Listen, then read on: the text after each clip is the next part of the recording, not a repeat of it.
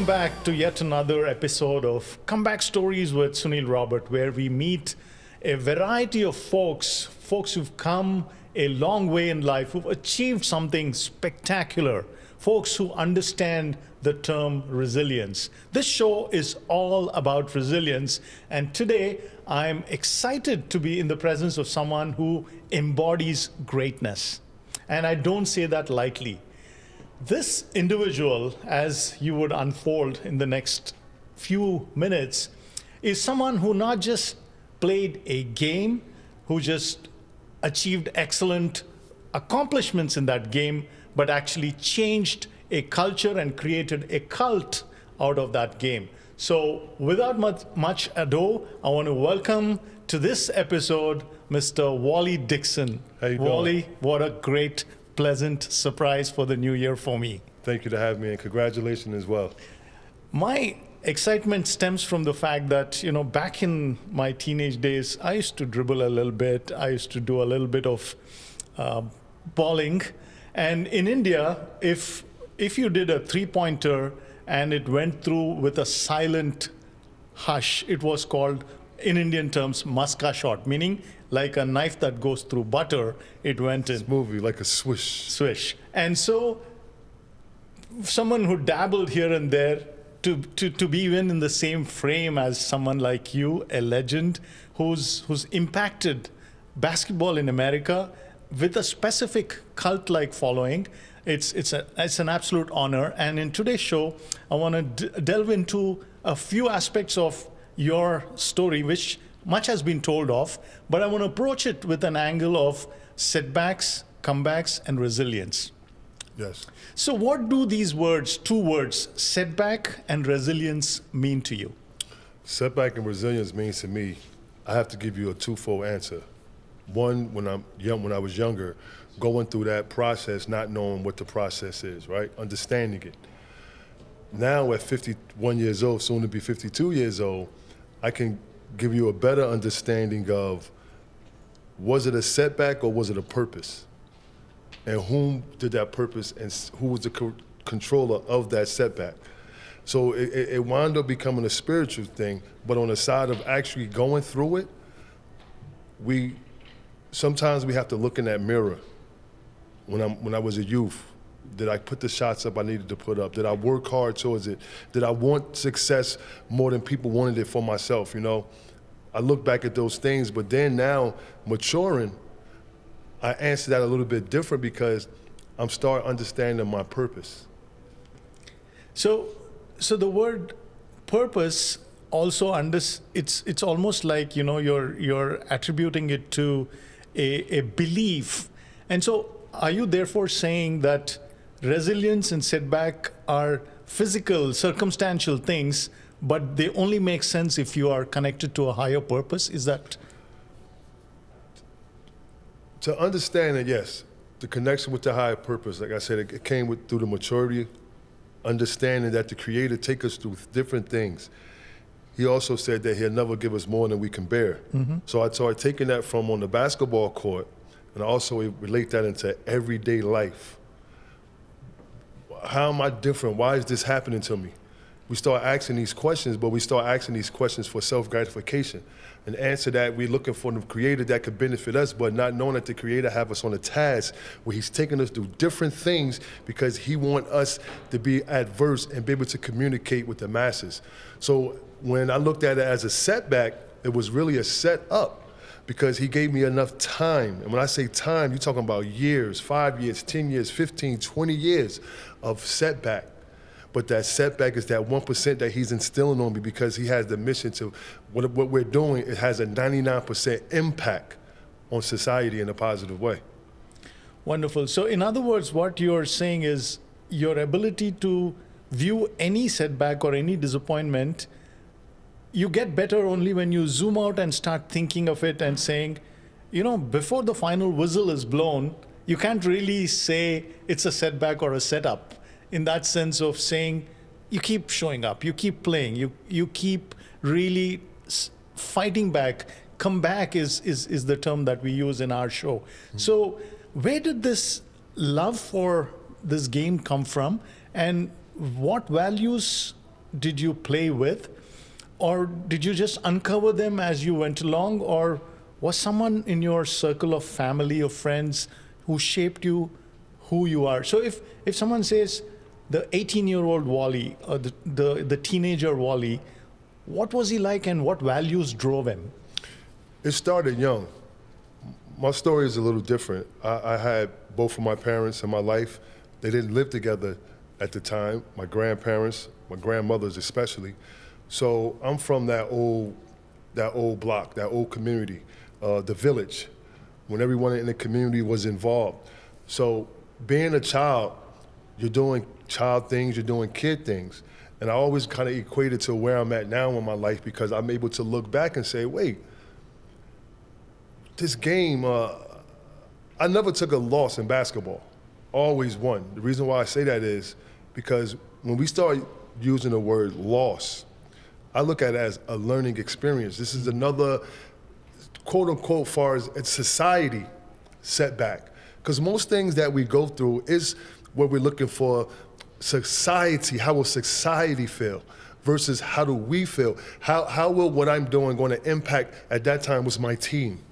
When you're set out and start understanding you're set out, one of the chosen few, you start understanding why you're having these things happen. You know, I wanted to play ball. People said I should go to the NBA. I could never really physically sit here and say that I looked in that mirror and said, you're gonna make it to the NBA one day. I was just being a kid who loved to play basketball, not knowing that the Creator was planting a seed. He was going to take me through different trials and tribulations, but he needed me to have something that can be glorified to the public, which was my style of play, which I call an artwork, because the court was my canvas. So as I go through these different games where I'm learning these lessons, then he gave me an opportunity to catapult to other things. But it all goes back to that, what I like to call that journey.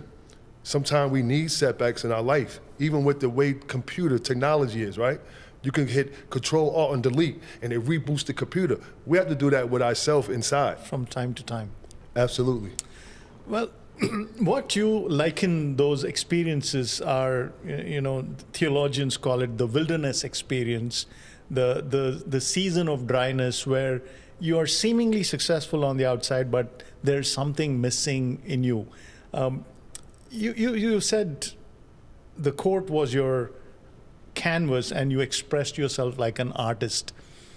This flair and this love to express yourself, did you always love the sport, or were there other things that this happened and then circumstantially, where did this love come from? And we also know that, you know, you went to the Rucker Park and you expressed yourself there.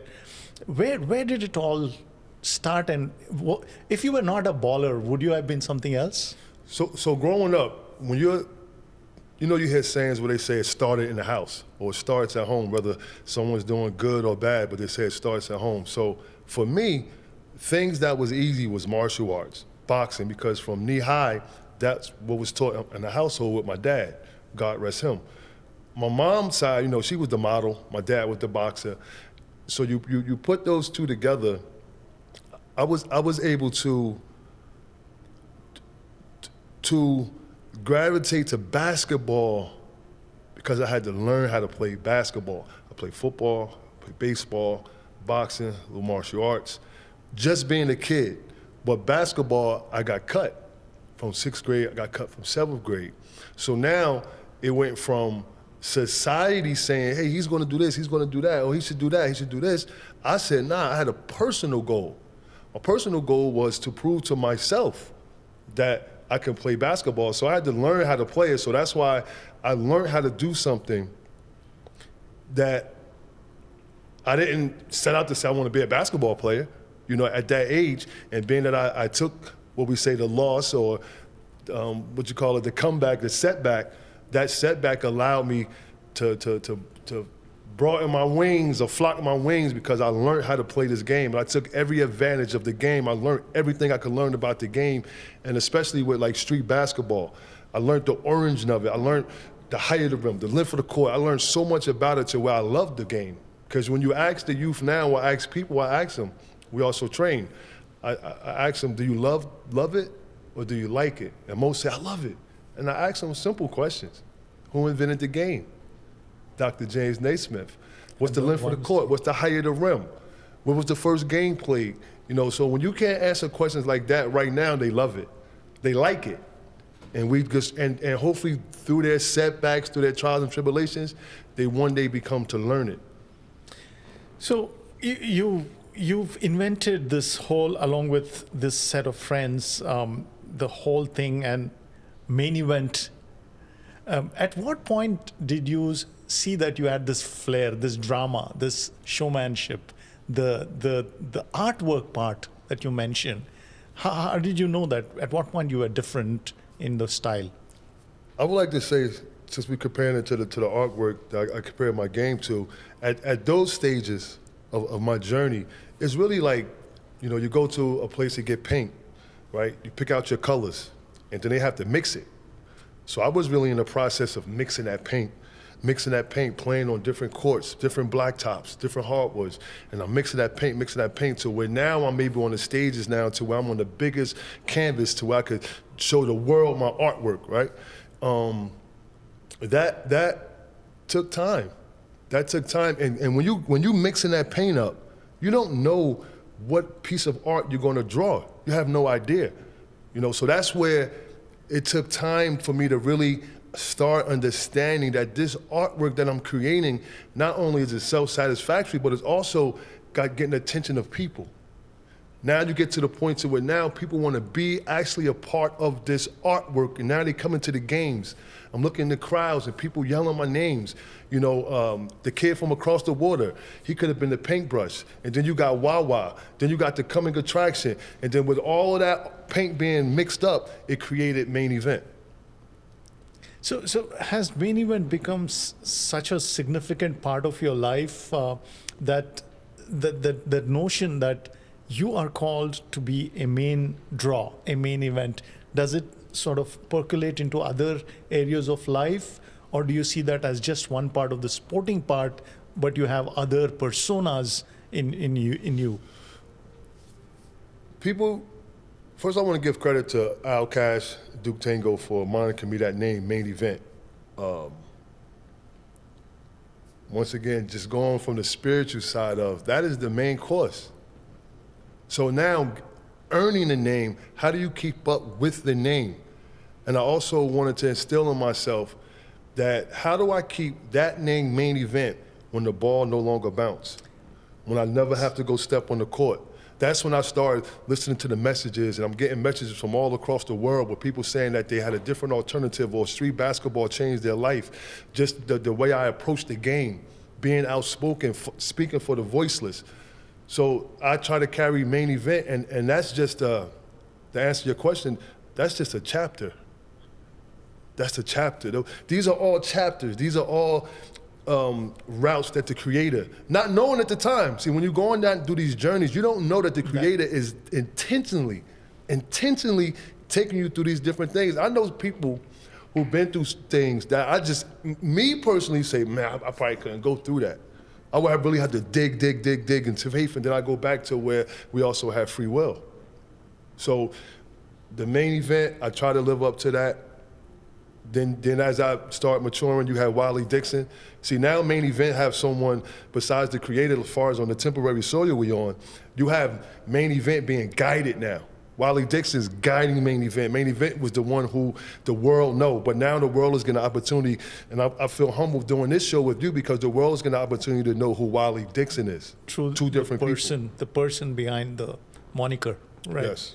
The other element of education was big to you, just telling young kids to stay in school, pursue education.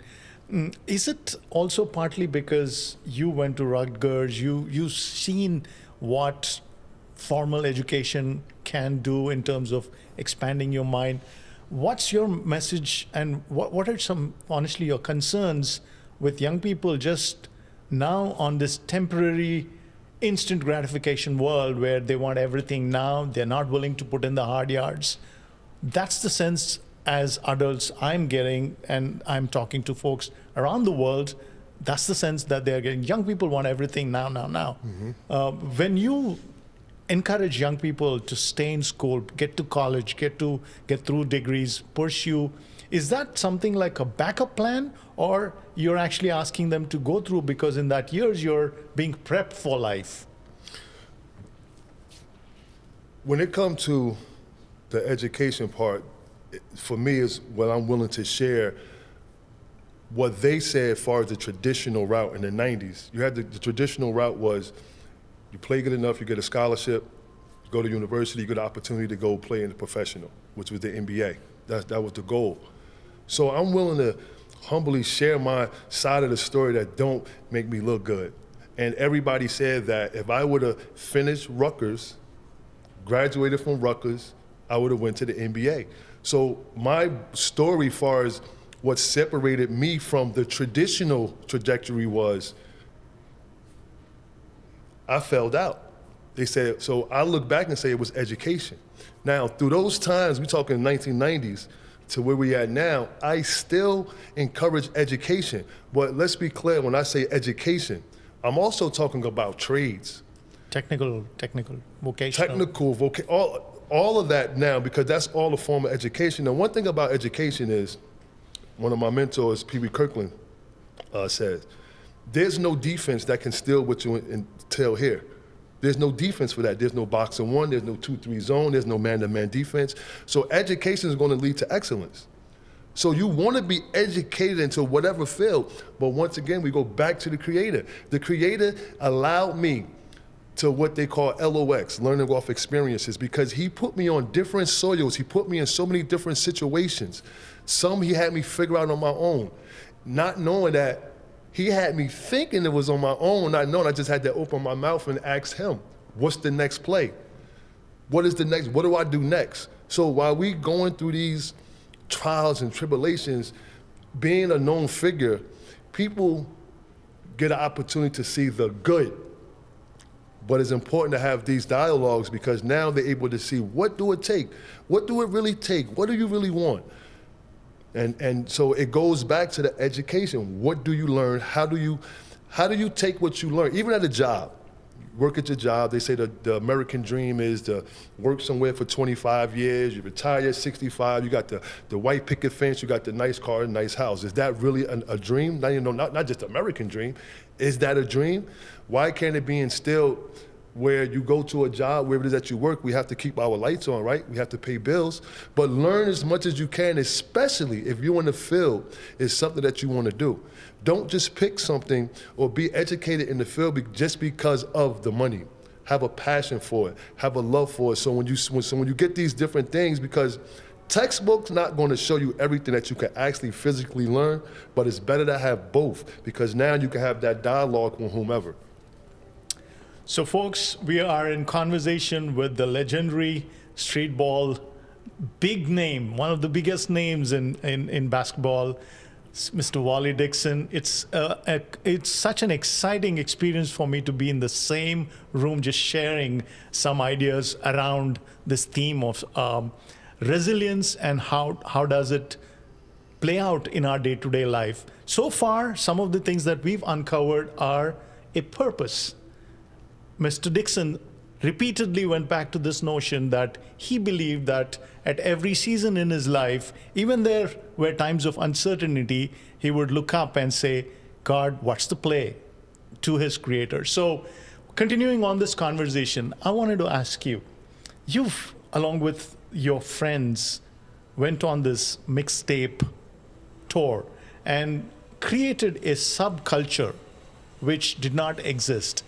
Was it almost like, did you know that it would go that big, that you would go from town to town, that everywhere that you would meet these communities of ballers and bring an excitement that was traditionally seen on ESPN or on television? What was that experience like, and how did it shape you as a person? To answer that, absolutely not. It's like a artist going into a studio. And they got different songs they're doing. I don't think they know what song is going to be a hit. And we was playing back to the love of the game. It was the love of the game. It was the love of the game, and it was an opportunity that was presented. And going during that time, you're talking about a player. You're talking about the jock. You know, they just play ball type thing, not knowing that the love we had. So to sit here and say that we knew what we was creating, absolutely not. We didn't know that it would be a cult following. And when we use that word cult, we're talking about the positive. Cult is a following. So sometimes people get it kind of confused. Oh, yeah, the word cult. No, this is a positive cult following. And when it dawned on me was, this is something, I remember in Newark, New Jersey, before it really hit the plateau it hit, I was at a store called Dr. J's, and I was purchasing the item, and I saw me on the video behind on the screen. I'm like, well, that's me right there. The guy was like, oh, that's not. I said, yeah, that's me with the little afro. See, in the inner city, we don't duplicate something that don't have value. So people was really bootlegging, as they call it, and these tapes made it through the community. So once I saw that, I said, okay, this have value. But I'm still not thinking like far as monetary. I'm thinking, wow, how many places could we go kick some butt in different part of the town, different cities, wind up becoming different countries, international, humbly speaking, over 24 countries. But when you're going through that process, it takes time to really understand it because you're just going through it. We here this night, we got 25 games, it takes 3 months to do the tour, and you just get caught up. But as you start seeing how things start changing, we start opening up and saying, oh, wow, hold up, whoa, okay. Oh, wow, we going and did something over here for this company. Why I'm not getting a check from that company? We start really seeing it, but once again, it was a process and a journey that I had to go through. I learned so much, but the effect, when that bus roll up into your community, we so accessible. That's why we was on a level like your NBA superstars. We was on that level to where, but what made us different even to this day is, you might see me at your local store. You might see me at the restaurant.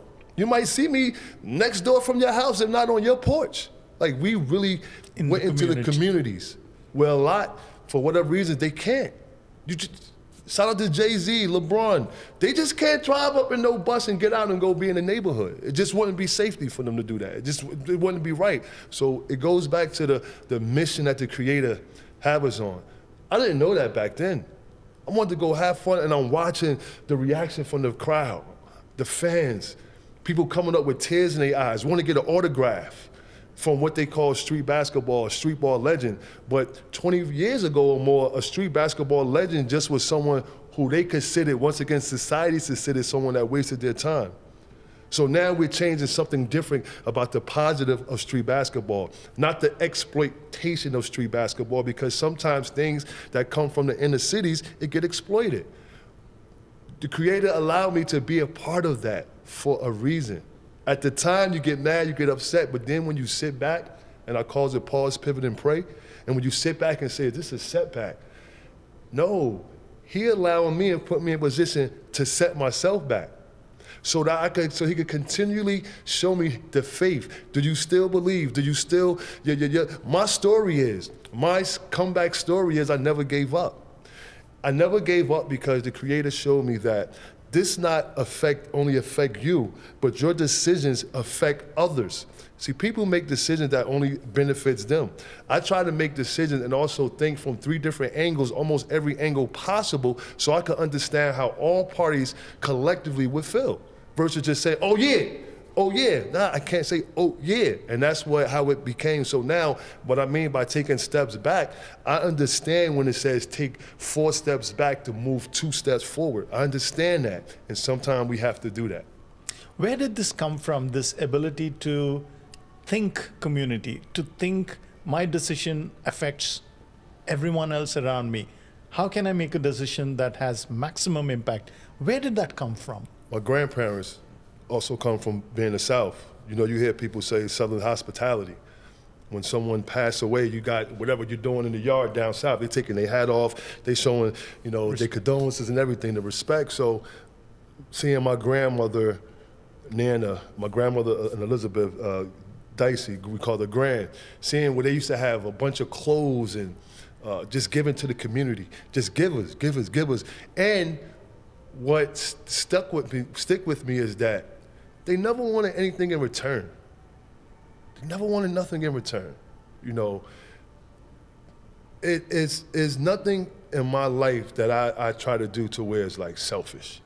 I even been in situations to where I would rather lose out if I can't bring something together collectively.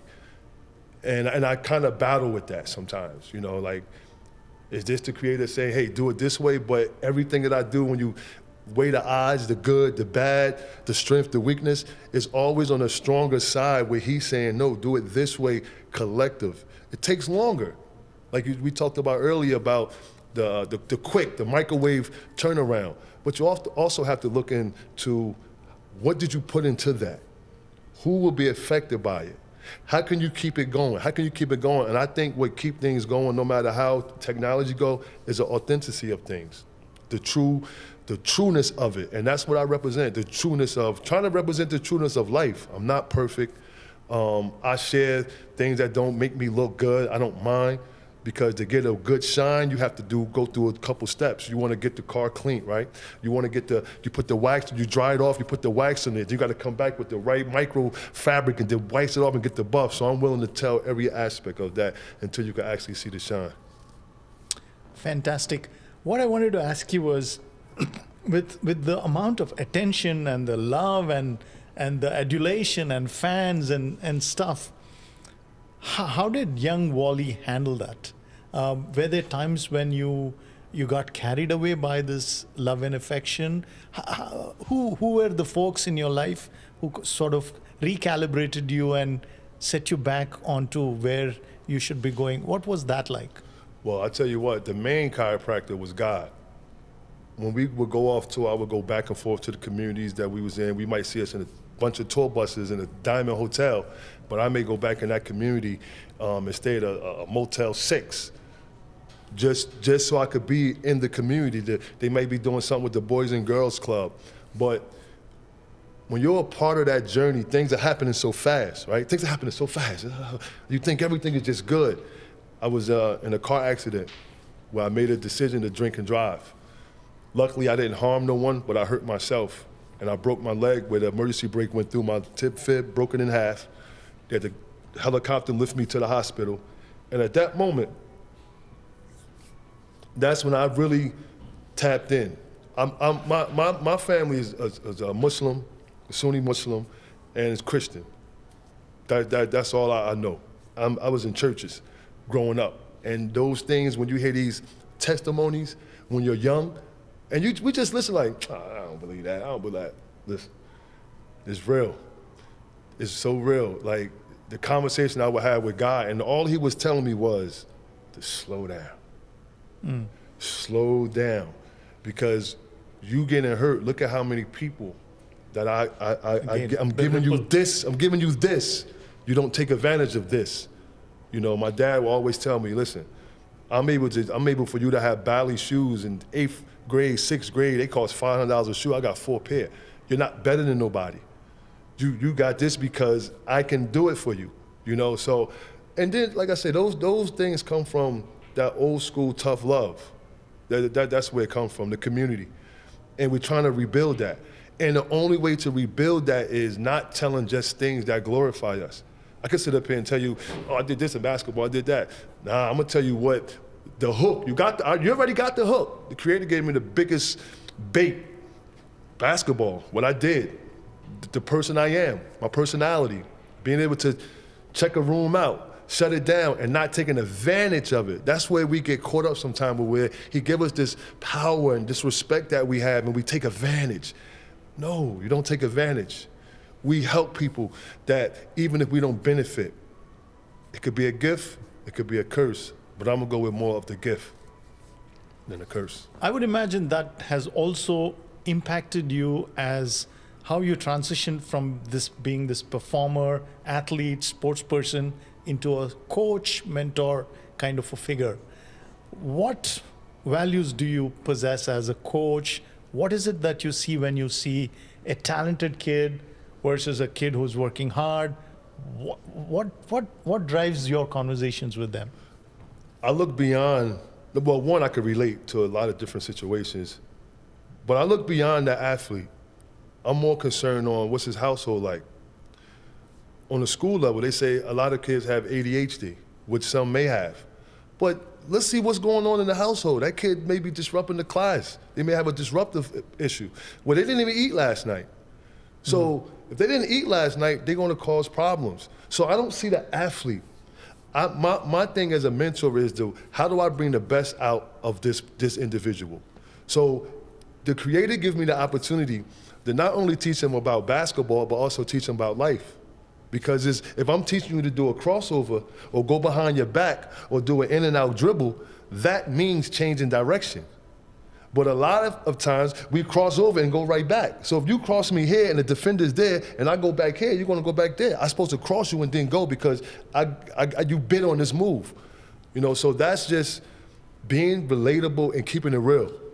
These kids can see a 6 card or 7, whatever they're not supposed to be, they can see it a mile away. So it's being just relatable, keeping in tune of what's going on. I listen to all different kind of music. I see different things. I watch different kind of movies and different scenarios. So when I'm able, and once again, the creator he's allowing me to be privy to different information. And once again, it goes back because he trusts me to be able to give back the positive message. Because don't get it wrong, my life could be different. But with my life being different, that means that it's going to also alter other people's life to be different if I want to approach it in a negative way, which I try not to. Like I said, I'm not perfect. My good overweighs my bad. So I try to use it and always be conscious. You can't change everything right away, but our goal is to have people be conscious about their decisions that they're making. How will it affect them and others? I think about my grandmother. If I go do something crazy, I could hear her voice. I go think about my father, my mom, those who love me, those who showed me support when I didn't even know and understand what the word support was. I never missed a meal. I got in trouble when I was growing up. My mom let her tell her I was a bad kid, but mad meaning what? I was just a kid, mischievous in the community. Knock on wood, never did no time in jail. I've been in holding cells and stuff like that, but it wasn't for nothing to where anyone would get hurt. It was for things that I did, So I take those things now. February, God willing, I'll be 52 years old, and I take the things that I learned to where the word says that if I don't, it may not say like this, but if I don't tell you something, if I say, hey, listen, if you go to the right, there's a storm. But if you go to the left, there's sunshine. And if I just came from the right and I don't share that with you, in the creator eyes, that's being selfish. I never want to be looked at as selfish. I want to be looked at as I tried to do my best. I was willing to share the ingredients that I have. If we make it a pizza, and I want you to know the recipe. I don't want to just, hey, wow, I'm coming over for a slice. Nah, hey, listen, you more than welcome to come anytime.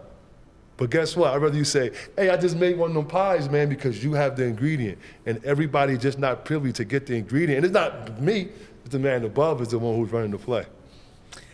I like the aspect of how everything you're sharing and how Coach Waliyy Dixon is sharing is coming down to receiving from above and distributing to the sides. Every vision is anchored to purpose and then is going out and having this ripple effect on the community. His love for the game stemmed from the community. What he's doing now is going back to the community and building leaders and young men through what he knows best, sports, life in general. So continuing this conversation, you have now become an entrepreneur, a thought leader, mentor and stuff. When you look back at those heady, dizzying years of the mixtape years and stuff, and you see some of your peers that you played with, that you associated with, what strikes you as folks who stay the course the long run versus folks who kind of drift off? What advice do you have for young people and say, life comes at you fast. Today you're in your 20s and 30s, and before you know it, boom, you're in your 40s, and then, like you rightly said, you're in your 50s. So what keeps people going? You are reinventing yourself from time to time. Is that something that is a message that comes through loud and clear, or you're yet to grapple with some of those paradigms yet? I look at it as one of those situations where, okay, okay, let's talk about professional sports or entertainment. And there's always someone that's always at this level, right? What's the highest level you can go? What do you want? I look back and say, everything that I do, I want that kid to look back and be like, oh, I want to do this. I want to come from that culture. I want to be able to show all of why it's okay to be a part of the street basketball culture. See, that's what they was able to see, but being a part of that culture includes everything that we just talked about. So I want the creator to continue to use me in a way to where others could be like, this is an alternative. I don't have to join a gang. I don't have to do crime in my community. I don't have to sell drugs. I don't have to use drugs.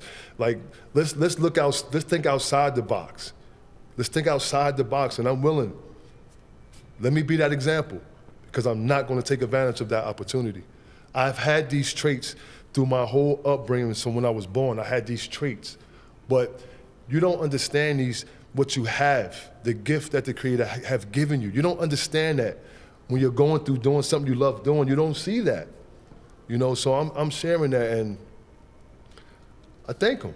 And like I told you earlier, the AND1,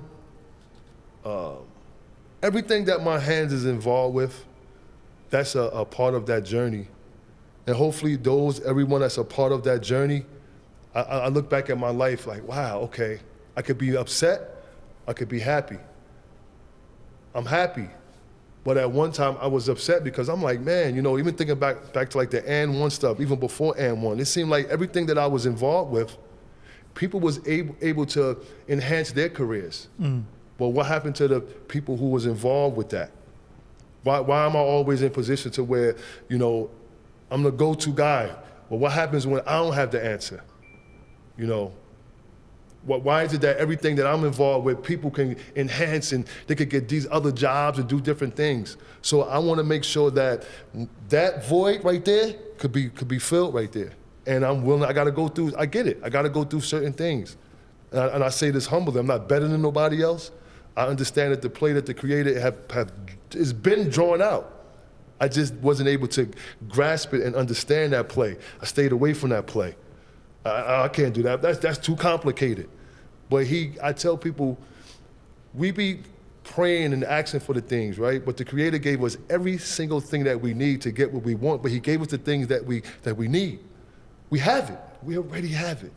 Now, as far as what you want, you have to figure out how to navigate that. You can't put a triangle into a circle thing. We try to do that all the time. You can't. It's okay to have a small circle. It's okay to be what they consider corny, because in my life, corny things save lives. And I'm telling y'all now, the little cliches or the things that y'all hear is just not words. I'm learning so much every single day. I learn every single day that the things we go through, some get an opportunity to understand it and grasp it and understand their purpose. Don't look at setback as a setback. It's just a setup. The faith, the challenges in between.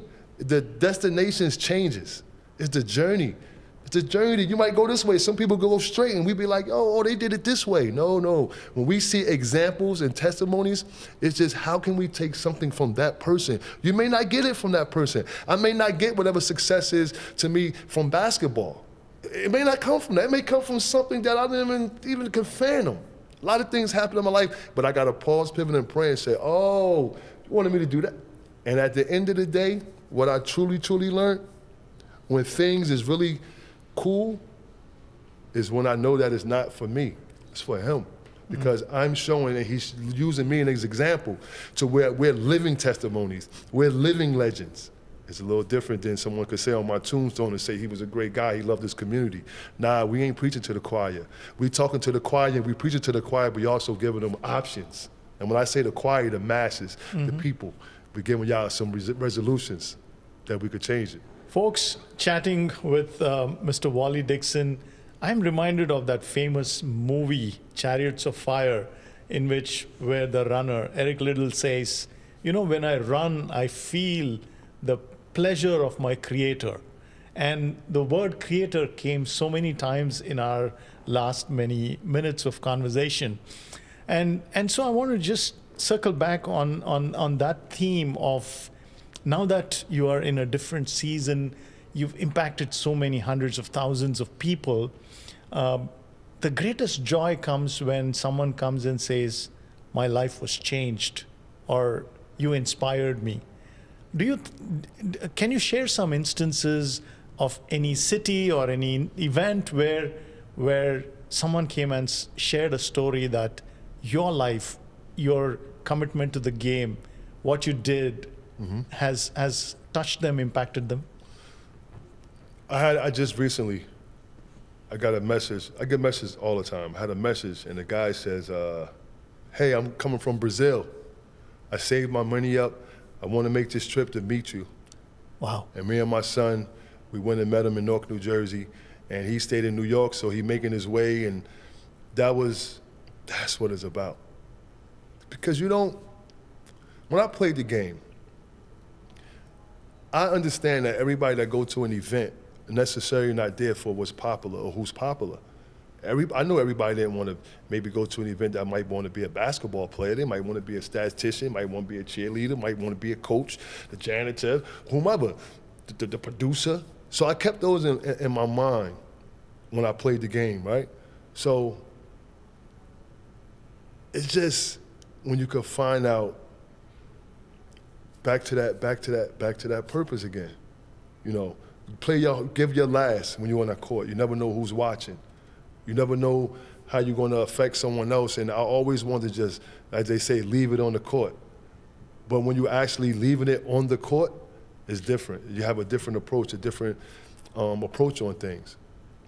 The skills, the values that you pick up in the court, they transfer to life. That's the message that you are sharing. Really, it's not just about basketball. It's about life. It's not just about competitiveness. It's about winning outside in life. It's about team play. It's about, in a basketball, you're always looking at rebounds and assists and passes, and it's about the team.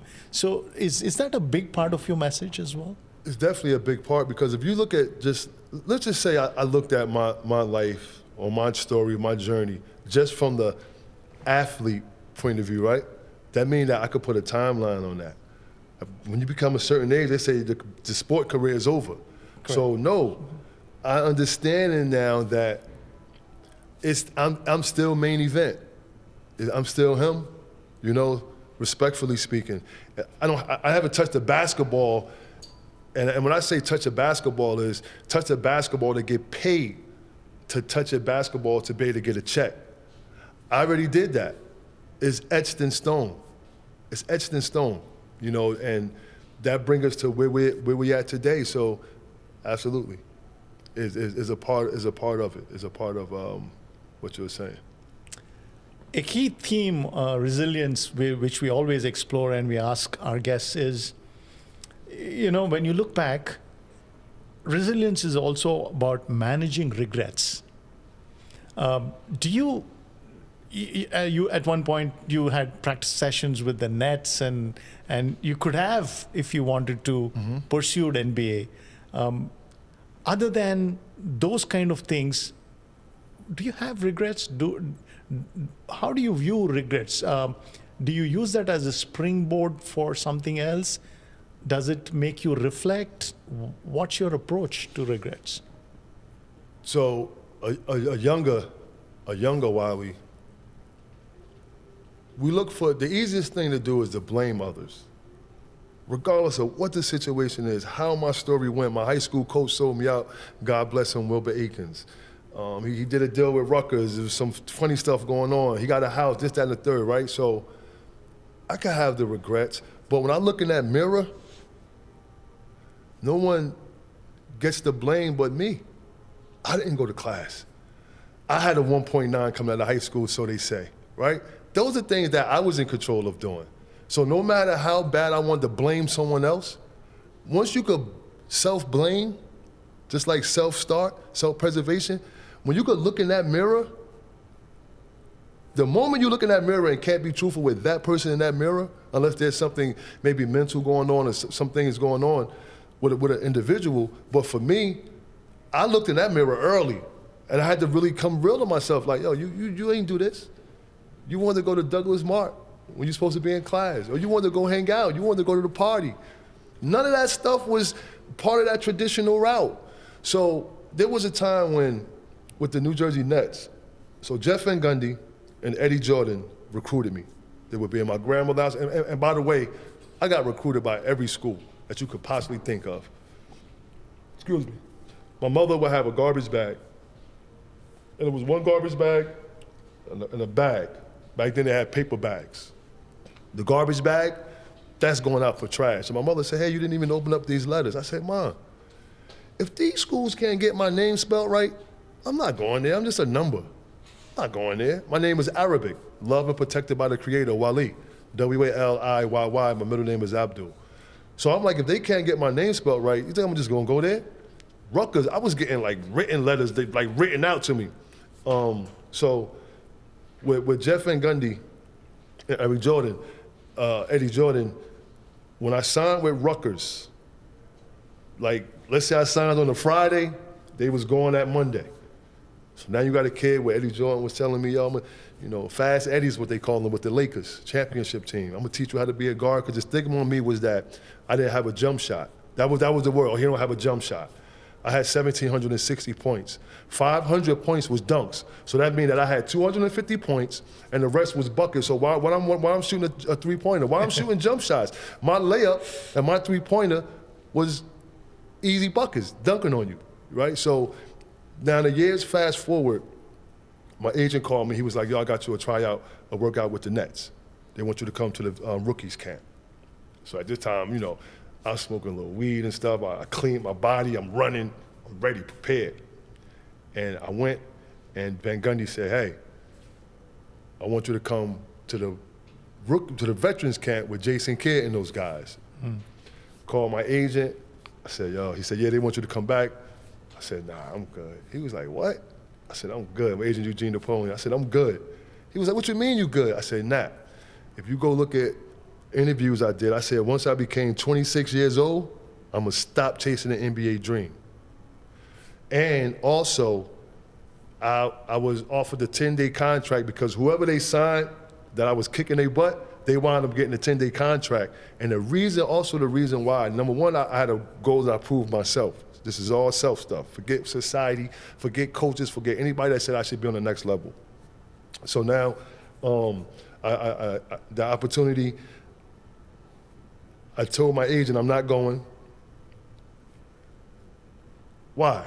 I said, look, I know I couldn't play 82 games. Remember, this was a year after the accident. So I knew I couldn't play at that level. I want to give my all, 110%. But I knew that I proved to myself. I said, I want to be in a position where I could say I could play with them or not. For me, I could play with them guys. I turned that down. I knew I couldn't give the Nets organization 82 games at my peak, so I was able to control the style of play and control the tempo with AND1, and that's how that whole situation happened. So, yes, the Nets gave me opportunity. Shout out to Jeff Van Gundy. I seen Eddie Jordan a couple years later. It was all love, but when things have been different. But when it come back to blaming someone, I blame myself. I blame myself and never congratulate what I'm supposed to do.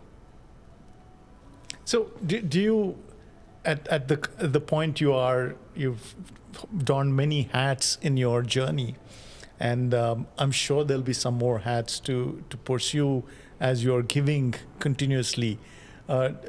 What's your message? What is the life message of Mr. Waliyy Dixon? The life message is really not about the individual. This is temporary soil that we on. So right now we're working on that dash. Everybody gonna have that dash. What's that? That's your story. That's your testimony.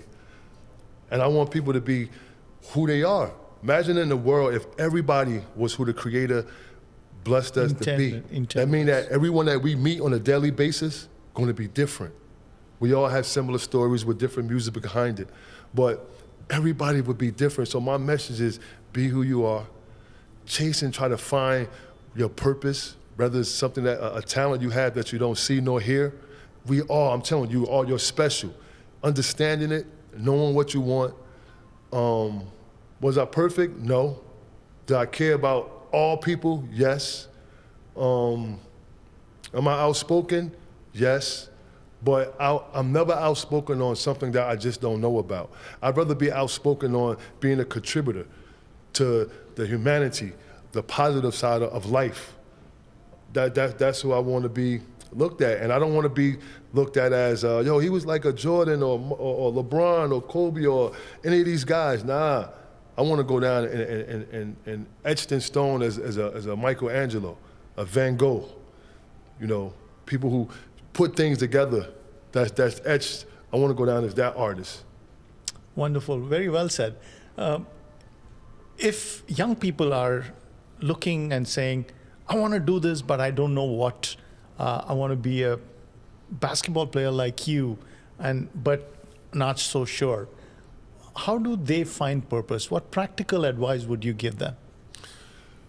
If we're talking about a sport or whatever it is that you do, find something, if you're young, grade school, find something that you're good at and let that be your springboard so you don't have to pay to go to any of these universities. That's number one, all right? Don't never let no one tell you that you can't do something if it's positive, because 9 times out of 10 people tell you can't do something, they just can't do it themselves. And try to figure things out on your own. Don't go quick to go to the different things they have now with your phones. Get back to regular social life. You know, maybe take the phone away for an hour. You know, pronunciation with words. You can't be having a conversation saying LOL. I see they bringing back cursive writing. So we got to get back to the basics, because yes, it's good when technology, when new things happen, automation, things like that. But I think we getting the best out of it because we understand what it was before that. We appreciate it more. So I want the youth to appreciate, live your life, love your life. Take advantage of the things you only can do one time in your life. There's a lot of things we only could do one time in our life.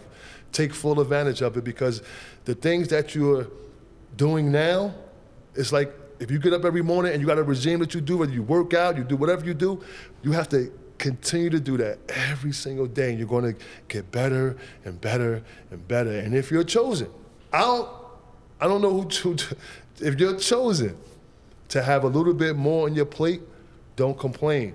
And one thing about me is everything that we talked about when it comes to helping people, just being there, and not always monetary, it could be an ear. It's not because I'm doing it because I have somewhere in my notes where, hey, I did this today. No, it's just become a part of your life. I'm not looking for no pat on the back. I never want a pat on the back for what the Creator got me out here doing, man. No, don't pat me on my back, because I'm expected to do it. I'm not expected from y'all, but my reward and my pat on the back is gonna come when he tell me, yo, you know, I did a great job, that faithful servant. That's who I do it for. But I also understand that I have to show example on earth, on right here, physically, man to women. Sometimes we have to go through things. I have to show you physically. You have to be able to touch it to see. But I also believe higher in the powers that I don't see. You feel the wind, you don't see it. Mm-hmm. When the wind blows, you just going off of, oh yeah, it's chilly, it's cold outside. I want people to have that same relationship with the Creator. And I use the Creator because I understand that people, their higher being is someone higher than them who they consider their Creator. So I don't like to really get into whether it's that, my Creator's God. So when I say Creator, I want to touch the masses. Wonderful. In other words, you're saying, to whom much is given, much is also expected of, in other words. This has been a lovely conversation with the legendary Mr. Waliyy Dixon. What a joy it was unfurling so many aspects of his life. And I personally take away so much in his own stewardship of his time, stewardship of your own resources, and just being a faithful, diligent caretaker of your gifts. Any final words of advice to our young listeners? Be true, know what you want to do. Make sure you surround yourself with people who have the same common goal. How can you be a better person in life? How can you be a pillar in your community? And how could you be the one that make positive change in the world? Love me how I love you, and I love you. So there you are, folks. Words so much dripping with wisdom. So final question that I always ask my guests. You've reinvented yourself so many times. What next? What excites you? What keeps you going? Being able to be in position to give others an opportunity. I mean, that's really my definition of success. Being successful and able to put others in position to be successful, determine what their success is. To be honest, I couldn't tell you what that next year. On paper, we may have things, but at the end of the day, the creator is the best of planners. So I'm a what they call it, a player who's unsigned. And when I say unsigned, I got the ultimate coach, and I'm just running the play that he does, designer. There you go, folks. An unsigned player, watching for plays, watching for cues from his heavenly coach, who's above and leading to the next play. Thanks for watching. I hope you enjoyed this episode. Use your index finger, smash the like button, share, subscribe, spread it with all the young people in your world. Once again, a heartfelt thank you, Thank you Mr. so Waliyy much. Dixon. Thank you. Continued success. Thank you. Keep on holding